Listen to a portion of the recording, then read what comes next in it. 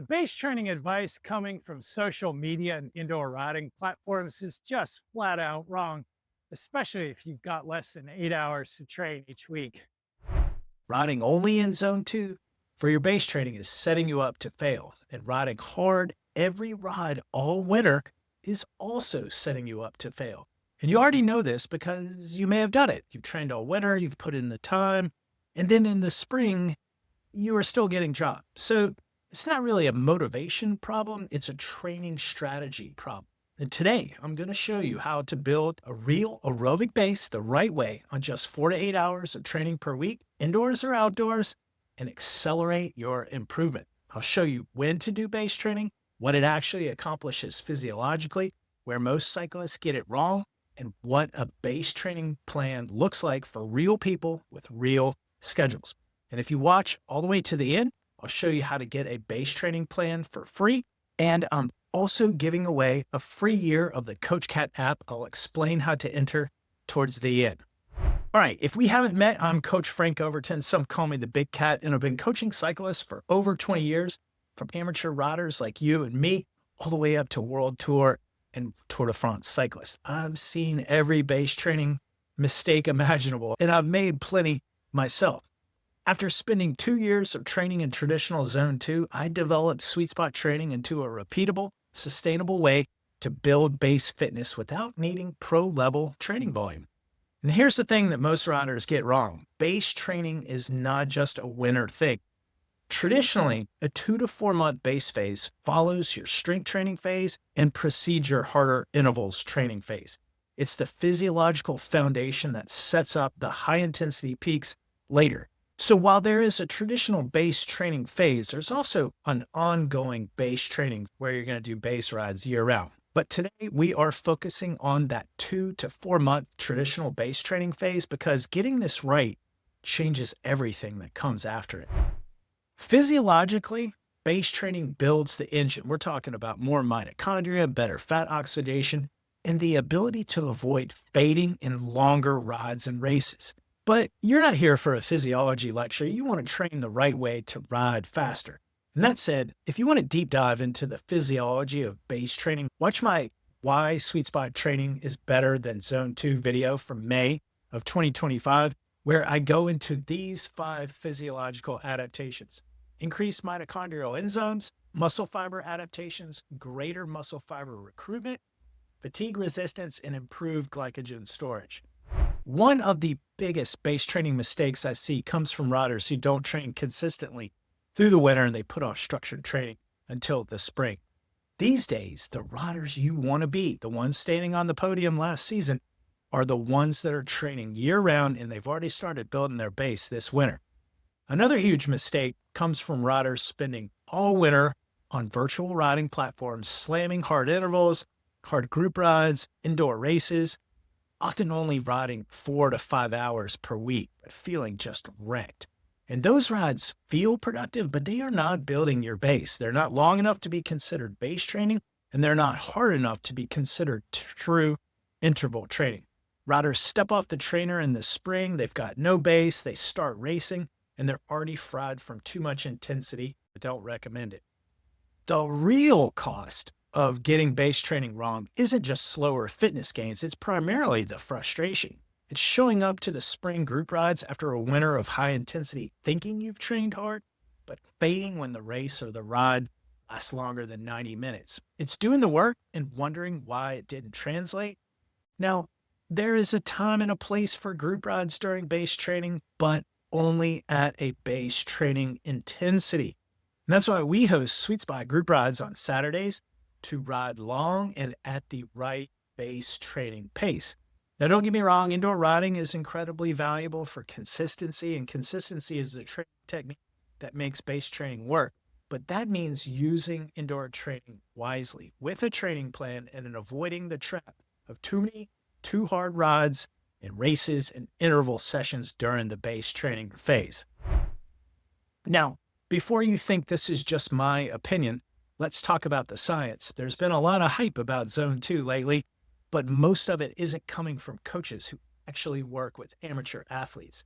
A recent paper titled Much Ado About Zone 2 by PhD doctoral candidate Christy Storoshuk in the Journal of Sports Medicine looked at whether low-intensity Zone 2 training is truly the best way to improve mitochondrial function and aerobic fitness for everyday athletes. Her 3 takeaways were: Zone 2 benefits are largely observed in elite athletes training massive training hours. And number 2, higher intensities matter more when time is limited. And number 3, Zone 2 alone is not optimal for improving mitochondrial capacity or VO2 max in amateur cyclists that don't have a lot of time to train, which confirms what we've been seeing in practice for over 20 years.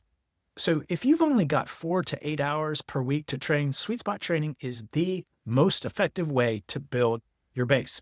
Sweet spot gives you more aerobic adaptations for the limited time you have to train. We like to say more bang for your buck. You'll get higher mitochondrial stimulus, bigger aerobic gains, fatigue that you can actually recover from, and a maximum return per minute trained. And that's exactly what I see from thousands of testimonials from riders who are sweet spot training, like Nigel here, who's on our 16-week of sweet spot plan. He says, I've already seen a 10% improvement in my FTP from my field test after years of it being fairly stagnant. Zone 2 training only works best when the volume is high, but if you're limited to 4 to 8 hours a week, Zone 2 alone becomes a poor use of your most precious resource, which is your time. As you are base training and sweet spotting, it's very important to measure how much base you've been doing. Miles and hours per week don't tell the full story, but using a power meter allows you to track your base training much more accurately with metrics like OTS and Level. OTS quantifies how much training stress you've generated in a single ride, and Level is a rolling 42-day average of that training stress. It's our version of CTL and training load. One of the biggest mistakes I see amateur cyclists make is driving their level up with a few weeks of dedicated training, but then let it drop when life gets busy or weather sucks or motivation declines or when fatigue arises. That inconsistency is what prevents base training from compounding. And compounding is the key to consistency.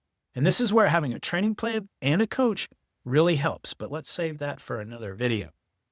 Okay, as promised, here's what a month of base training actually looks like. These are weeks 5 through 8 of our 16 weeks of sweet spot training plan. Notice the sweet spot workouts on Tuesdays, as well as the slightly longer sweet spot rides and workouts on Saturdays. Tuesdays are the key workout day, and Saturdays are the long ride day for this athlete.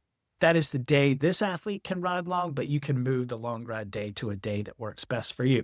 There's a 3-week build followed by 1 recovery week.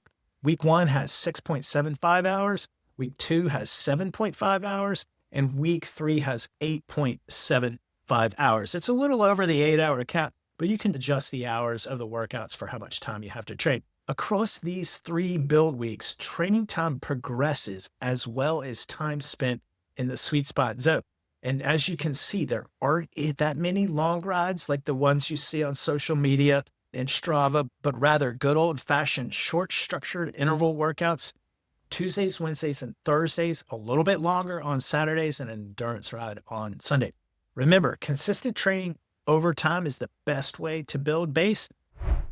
So wrapping up, base training isn't about riding in Zone 2. That's not enough physiological stimulus if you have 8 hours a week or less to train. Follow these 4 guidelines to build your base the right way. Number 1, 2 to 3 sweet spot sessions per week.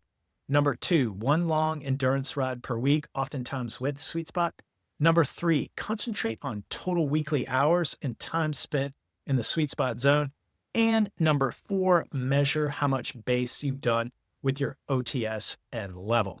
Avoid the indoor training platform trap, which is going too hard every ride with races and group rides and hard structured intervals, especially in the zone 4, 5, and 6 intensities. Do this work consistently for 8 to 16 weeks, and when it's time to add the intensity later, I guarantee you will be flying. Now, if you want this exact month of base training, I'll give it to you for free. Go to fastcatcoaching.com, start a free 30-day trial of the CoachCat app. You can build a personalized training plan that applies this type of base training the right way using our proven sweet spot base training plans. You can use the AI to personalize your plan even further to schedule your group rides, track your progress, and get help from your AI coach to adjust your training as life happens. You're going to get some curveballs and you're going to need a coach to help you. And that's what the CoachCat app will do you. If you build your base the right way this winter, I guarantee you'll be riding with 20 to 50 more watts this spring. And finally, here's how to win a free year of the CoachCat app. Comment CoachCat below, plus any questions or thoughts you have about your base training. Then start a free 30-day trial using the link in the description, and I'll randomly select one winner and I'll announce it here in the YouTube comments 5 days after this video has been live. Even if you don't win, you'll still get full access to this month of base training for free. Go to fastcatcoaching.com to start your free trial and build your base the right way. Thanks so much for watching. I'd love to hear what's worked or hasn't worked for your base training in the comments below. And until next time, work hard, ride fast, have fun, and as always, FTF. Peace.